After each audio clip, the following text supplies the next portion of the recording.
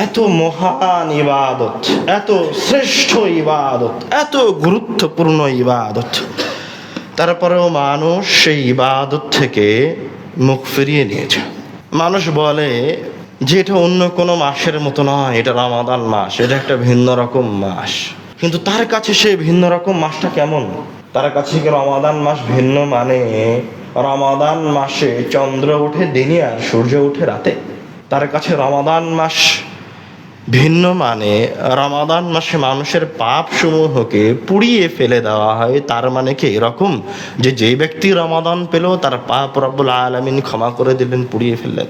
রমাদান মাস যদি এইরকমই হতো, যদি এতটা ছোটই হতো আমাদের চিন্তা ভাবনার মতো, তাহলে রব্বুল আলামিন নিজে, এই সৃষ্টিকর্তা নিজে, আমাদের মালিক, সাত আসমানের মালিক, আরশের মালিক, শুধুমাত্র রমাদান মাসকে সামনে রেখে রমাদান মাসের সম্মানে এতগুলি প্রস্তুতি নিতেন না।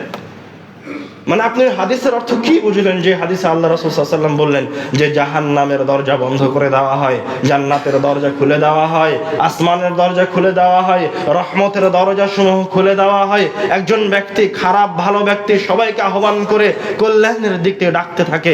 এর অর্থ আপনি কি বুঝলেন? মানে এখন কেউ জাহান্নামে প্রবেশ করবে না, আমরা সবাই এখন জান্নাতে প্রবেশ করব, এমন নয়। জান্নাতে তো প্রবেশ হবে কিয়ামতের বিচারের পরে।